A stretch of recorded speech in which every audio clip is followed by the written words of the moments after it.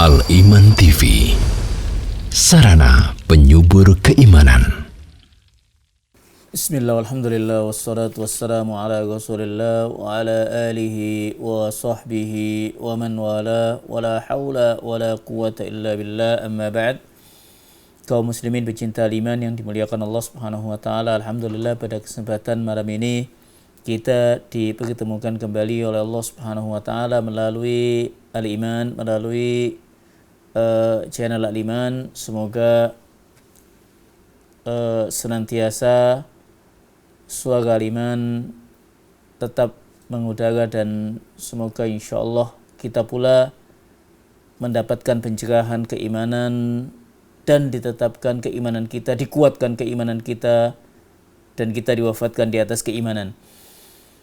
Kaum muslimin pecinta iman yang dimuliakan Allah subhanahu wa ta'ala, bahasan kita masih tentang Al-Hajab bagian yang ketiga, yang sebelumnya telah dijelaskan akan definisi Al-Hajab, pentingnya Al-Hajab, macam-macamnya. Insya Allah kita akan bahas kaidah-kaidah tentang Al-Hajab. Al-Hajab atau istilahnya penghalang dalam bab faraid amatlah penting. Bahkan Al-Allamah Ibn Utsaimin rahimahullahu ta'ala menukilkan dari al-ulama bahwasanya la yahillu li ahadin alladhi la ya'riful hajab an yufti fil faraid. Tidak dihalalkan bagi siapa yang tidak mengetahui bab al-hajab untuk berfatwa tentang al-faraid. Hajab ada dua, hajab dengan sifat dan hajab dengan seseorang.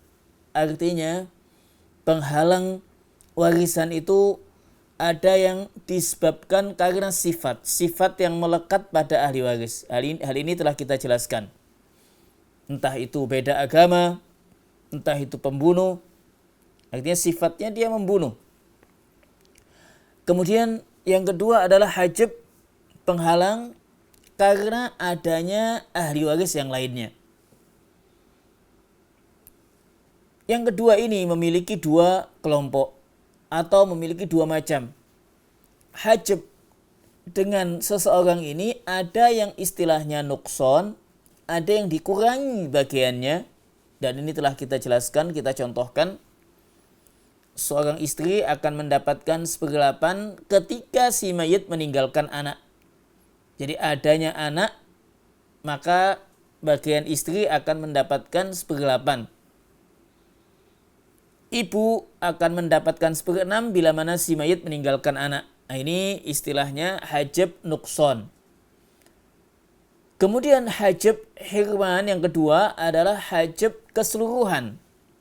Ingat, definisi hajab adalah terhalangnya ahli waris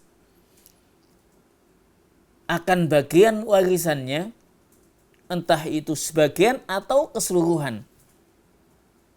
Jadi terhalangnya ahli waris dari bagian warisannya keseluruhan atau sebagian atau keseluruhannya.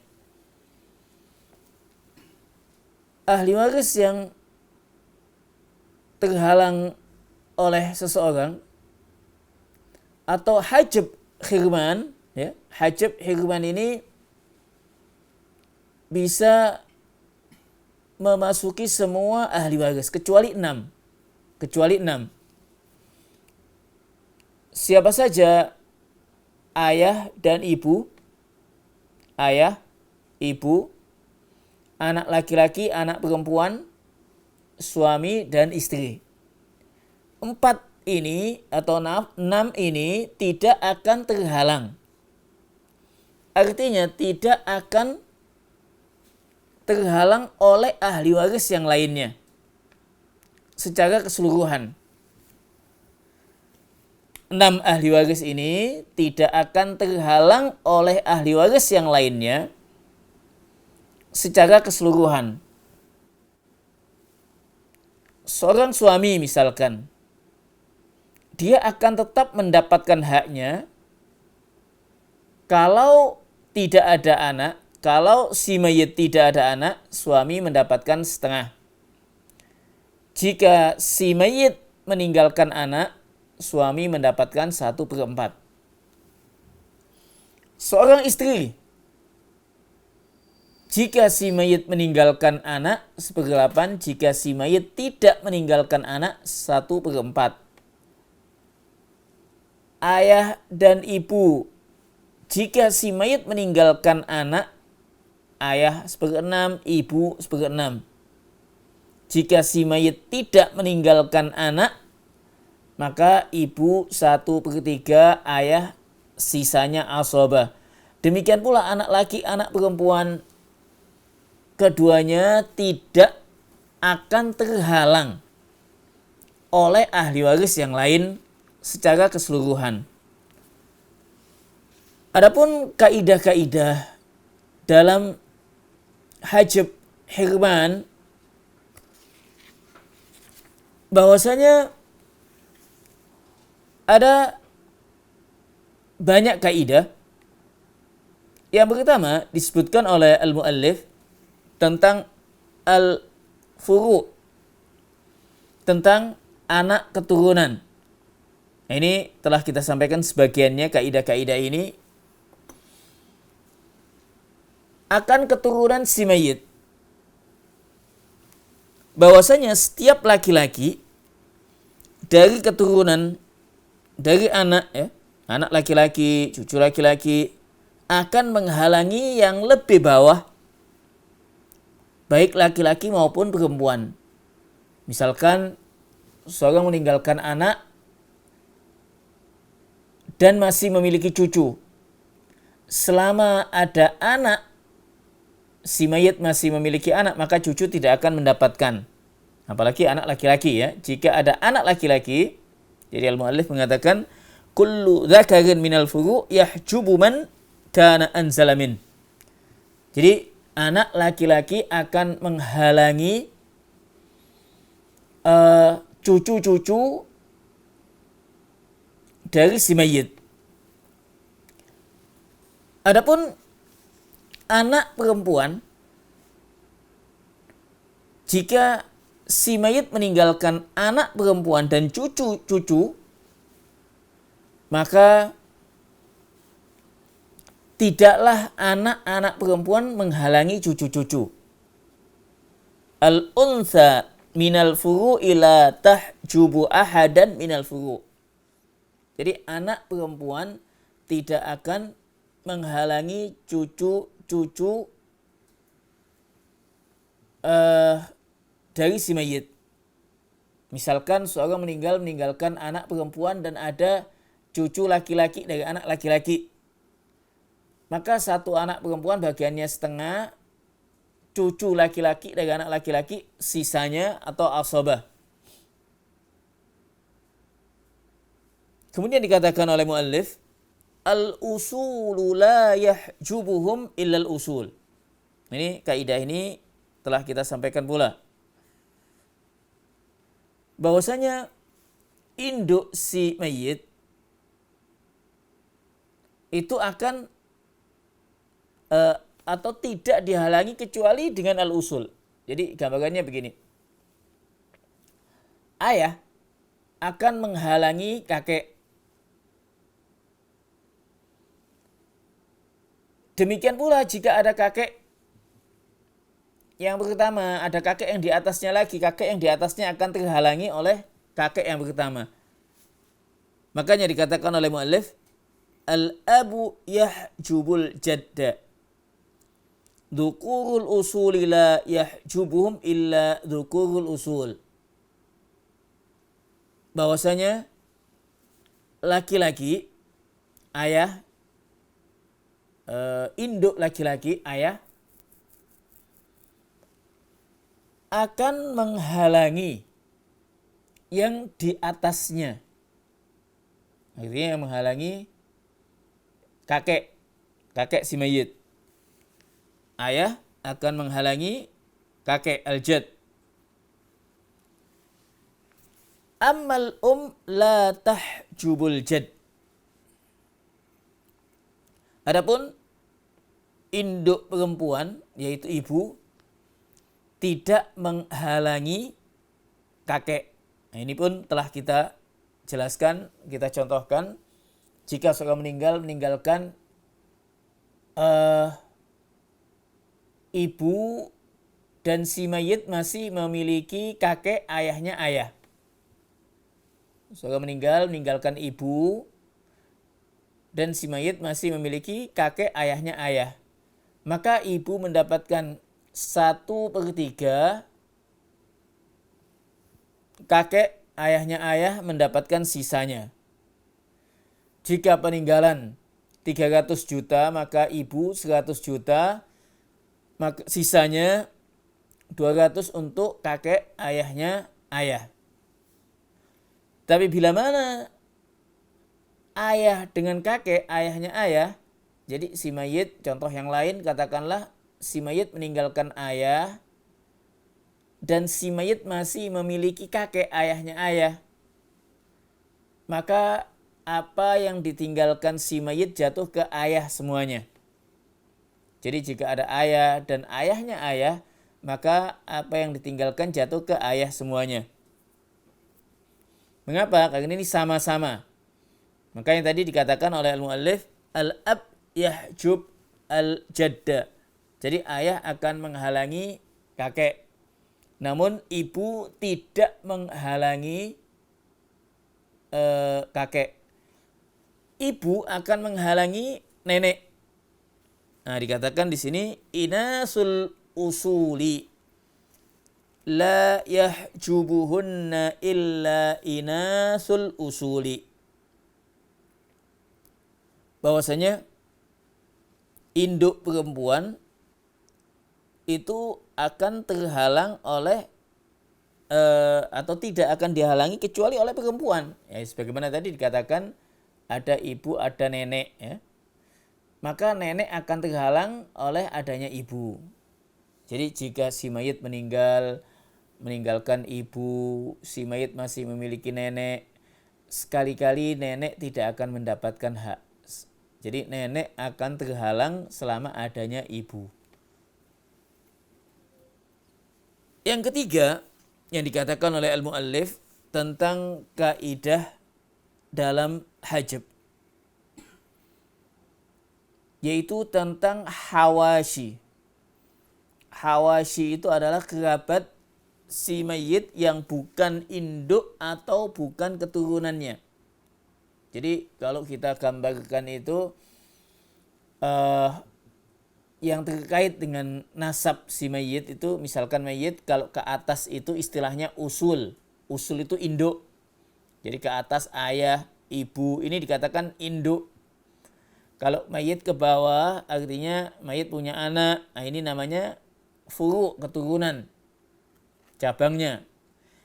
Kalau yang ke samping saudara-saudaranya, baik itu laki-laki maupun perempuan, kemudian ponakan-ponakan dari saudara laki-laki, kemudian pamannya, sepupunya, nah ini namanya hawashi. Dikatakan oleh muallif, al-hawashi yahjubuhum al-furu'u wal-usulu wal-hawashi. Kaidah umumnya bahwasanya kerabat ini al-hawashi istilahnya, contoh hawashi itu saudara laki-laki. Contoh yang lainnya juga ponakan laki-laki dari saudara laki-laki. Ketika ada saudara laki-laki, ketika ada anak laki-laki, si mayit memiliki saudara laki-laki, si mayit memiliki anak laki-laki, maka apa yang ditinggalkan si mayit jatuh kepada anak laki-lakinya, saudara laki-lakinya tidak mendapatkannya. Mengapa? Hawashi itu selama ada anak laki-laki, ada keturunan laki-laki, ada induk laki-laki, ada ayah, ada kakek, menurut pendapat yang kuat, maka saudara tidak akan mendapatkan. Jadi sekali lagi, hawashi itu bisa jadi saudara laki-laki, saudara perempuan kandung, saudara laki-laki, saudara perempuan yang sebapak, saudara laki-laki, saudara perempuan yang seibu. Ini dikatakan hawashi. Ponakan laki-laki dari saudara laki-laki kandung dikatakan hawashi.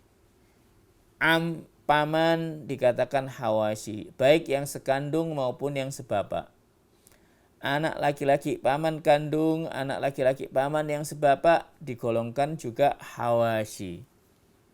Hawashi ini semua jika ada keturunan laki-laki tidak akan mendapatkan. Seorang meninggal memiliki cucu. Si mayit meninggal memiliki cucu laki-laki dari anak laki-laki. Anggaplah cucu ini masih 5 tahun. Si mayit meninggalkan peninggalan 100 juta. Selain meninggalkan cucu laki-laki dari anak laki-laki, si mayit masih memiliki saudara laki-laki kandung. Saudara laki-laki kandung si mayit tidak akan mendapatkan karena si mayit memiliki cucu laki-laki. Nah, ini yang sempat kita jelaskan tentang al-bunuwah lebih dikuatkan. Jalur anak itu lebih kuat. Contoh yang lain.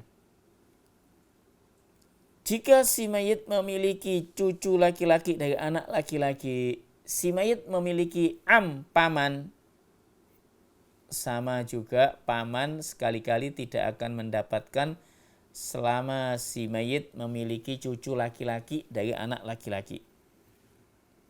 Ini penting, cucu laki-laki dari anak laki-laki, cucu dalam. Jika si mayit memiliki cucu laki-laki dari anak perempuan, si mayit memiliki saudara laki-laki kandung. Ada cucu laki-laki dari anak perempuan, cucu luar, bukan cucu dalam. Si mayit memiliki saudara laki-laki kandung. Di sini, apa yang ditinggalkan si mayit jatuh kepada saudara laki-laki kandung. Cucu luar, cucu dari anak perempuan tidak mendapatkan hak. Jadi si mayit punya anak perempuan, sudah meninggal, anak perempuan punya anak laki-laki. Nah, ini otomatis nanti cucu luar atau cucu dari anak perempuan, cucu laki-laki dari anak perempuan, dan si mayit meninggalkan saudara laki-laki, maka apa yang ditinggalkan jatuh ke saudara laki-lakinya, cucu tidak mendapatkan. Lalu apa yang mesti dilakukan? Kadang ini mesti kita jelaskan pula ya. Hendaknya kita setelah mengetahui bahwasanya cucu dari anak perempuan itu tidak mendapatkan hak waris, maka hendaknya diberi wasiat atau semasa hidupnya dikasih hibah. Jadi cucu dari anak perempuan berhak atas wasiat karena bukan ahli waris. Demikian pula bisa didapatkan atau diberikan hibah. Adapun hibah ketentuannya lebih luas atau tidak ada batasannya ya. Bahkan hibah kepada cucu pun tidak mengapa. Atau hibah kepada ahli waris pun tidak mengapa dengan ketentuan sama nantinya, tidak dibedakan. Baik, kembali kepada kitab. Yaqul al-muallif. Yang pertama dikatakan oleh muallif pada kaidah yang ketiga ini, kullu dzakarin minal furu'i yahjibul hawashi jami'an. Nah, ini tadi yang kita jelaskan, setiap keturunan laki-laki akan menghalangi semua hawashi. Setiap keturunan laki-laki akan menghalangi semua hawashi. Anak laki-laki akan menghalangi saudara laki-laki. Tapi kalau anak perempuan, nah ini kalau anak perempuan, katakanlah seorang meninggalkan satu anak perempuan. Si mayit masih punya saudara laki-laki kandung. Jadi si mayit memiliki satu anak perempuan, si mayit memiliki satu saudara laki-laki kandung. Ketika yang ada keturunan perempuan, anak perempuan, maka dia akan mendapatkan haknya penuh, yaitu setengah. Satu anak perempuan bagiannya setengah. Adapun saudara laki-laki kandung akan mendapatkan sisanya, asobah. Misalkan harta 100 juta, 50 juta untuk anak perempuan, sisanya 50 untuk saudara laki-laki kandung. Jadi kalau ada anak perempuan, saudara, ponakan, paman, sepupu laki-laki, ya, masih ada kemungkinan mendapatkan bila mana ada sisa. Ketika si mayit meninggalkan 2 anak perempuan, si mayit masih memiliki ponakan laki-laki dari saudara laki-laki. Si mayit memiliki 2 anak perempuan, si mayit punya ponakan laki-laki dari saudara laki-laki. Insya Allah jelas ya, ponakan itu. Jadi si mayit ini punya anak 2 perempuan. Si mayit punya saudara laki-laki, sudah meninggal sebelumnya, punya anak, ya, anak laki-laki, otomatis ponakan. 2 anak perempuan mendapatkan bagian 2/3, tidak lebih. Dan keponakan ini akan mendapatkan haknya sisa setelah bagian 2 anak perempuan. Jadi katakanlah peninggalan 300 juta katakanlah. 200 juta untuk 2 anak perempuan dibagi sama, sisa 100 juta untuk ponakan laki-laki dari saudara laki-laki. Nah, ini kaitan dengan hawashi.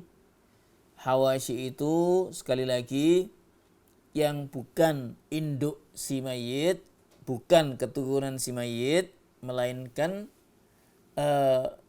yang hawashi itu yang kesamping, ya, sebagian mengatakan yang kesamping, yaitu saudara, ponakan, paman, akan terhalang oleh anak laki-laki atau induk laki-laki dan tidak terhalang oleh anak perempuan. Kemudian yang kedua dikatakan oleh muallif,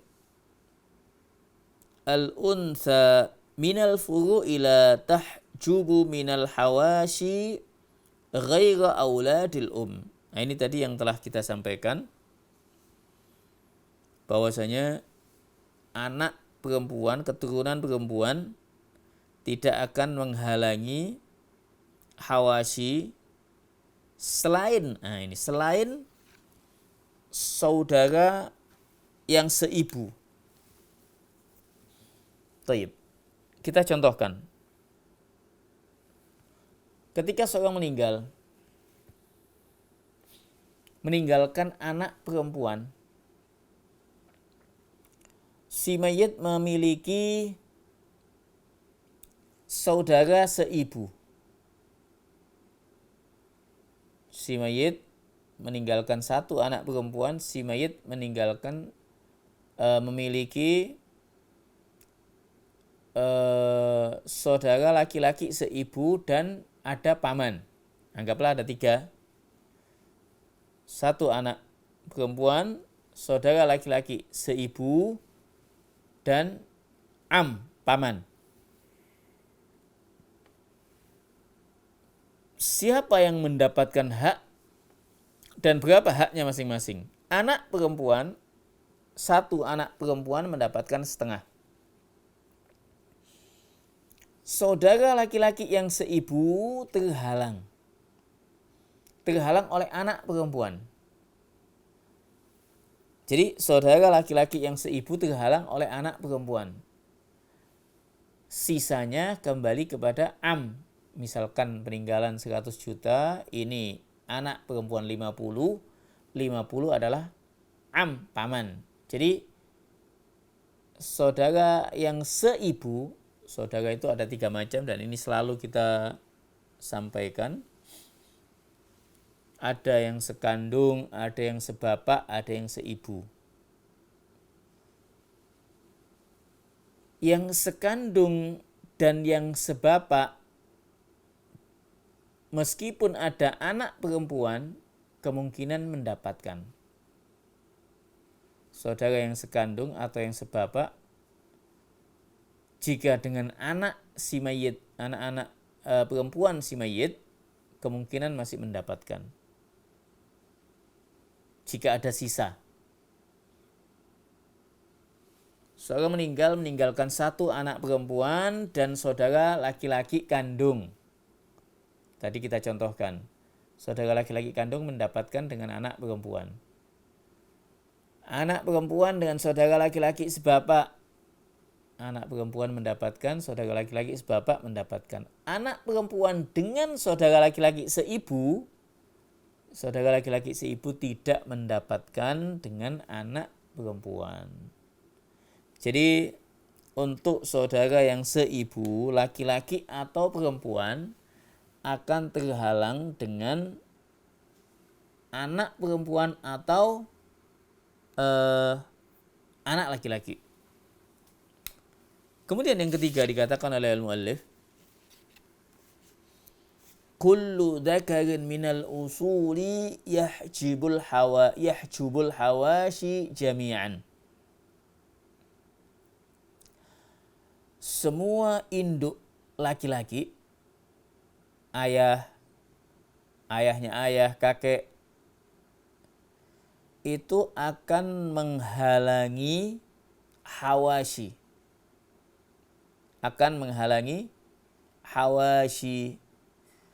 Ada ayah, si mayit memiliki ayah. Si mayit memiliki ponakan laki-laki dari saudara laki-laki. Ponakan tidak dapat ada ayah. Si mayit memiliki ayah, si mayit memiliki saudara laki-laki. Saudara laki-laki tidak dapat dengan adanya ayah. Jadi induk laki-laki, ayahnya ayah, kakek, akan menghalangi hawashi. Seorang meninggalkan kakek, ayahnya ayah. Si mayit masih memiliki ponakan laki-laki. Ponakan laki-laki tidak dapat dengan adanya kakek. Lalu bagaimana jika si mayit memiliki kakek, si mayit memiliki saudara laki-laki? Si mayit memiliki kakek, si mayit memiliki saudara laki-laki. Dalam masalah ini ada perselisihan pendapat di kalangan al-ulama yang sangat kuat sekali. Sebagian mengatakan bahwasanya saudara laki-laki akan bersama dengan kakek mendapatkan haknya. Pendapat yang lain yang dikuatkan oleh Ibn Utsaimin rahimahullahu ta'ala, bahwasanya kakek menghalangi saudara-saudara laki-laki si mayit. Jadi masalah kakek dengan saudara-saudara laki-laki atau perempuan yang sekandung atau yang sebapak, itu nanti ada perbedaan pendapat di kalangan al-ulama. Tapi bagaimana dengan ibu? Induk perempuan dengan si mayit dengan saudara laki-laki. Nah, ini yang dikatakan oleh muallif, al-untha minal usuli la tahjubu ahadan minal hawashi. Induk perempuan, ibu, nenek misalkan, tidak akan menghalangi al-hawashi, tidak akan menghalangi ponakan, tidak akan menghalangi saudara, tidak akan menghalangi paman. Seorang meninggalkan ibu. Si mayit meninggalkan ibu, dan si mayit memiliki sepupu laki-laki dari paman yang kandung. Ibu dan sepupu laki-laki dari paman, dari dari saudaranya ayah yang sekandung. Ibu mendapatkan 1/3, ini sisanya. Sepupu mendapatkan sisanya. Jadi intinya nantinya induk atau tadi dikatakan usul ya, usul dan furu. Dilihat keturunan itu, dilihat laki atau perempuan. Kalau keturunan laki-laki akan menghalangi hawashi. Kalau keturunan perempuan tidak terhalang oleh hawashi kecuali saudara yang seibu. Adapun induk pun dilihat, induk laki-laki ada induk perempuan. Induk laki-laki akan menghalangi semua hawashi, dan induk perempuan tidak akan menghalangi al-hawashi. Dan yang terakhir dikatakan oleh muallif tentang hawashi satu sama lain telah kita singgung ya, tentang misalkan ada saudara kandung, ada saudara yang sebapak. Nah, ini sama-sama hawashinya. Seorang meninggalkan saudara laki-laki kandung dan saudara laki-laki sebapak. Si mayit memiliki saudara laki-laki kandung, si mayit memiliki saudara laki-laki sebapak. Ketika ada dua ahli waris ini, maka yang berhak adalah yang sekandung. Saudara laki-laki sekandung lebih berhak, misalkan peninggalannya 100 juta, maka apa yang ditinggalkan si mayit jatuh kepada saudara laki-laki kandung semuanya. Saudara laki-laki sebapak tidak mendapatkannya. Mengapa? Karena di sini dia terhubung dengan ayah dan ibu. Adapun yang sebapak terhubung dengan bapak saja. Kemudian dicontohkan lagi di sini.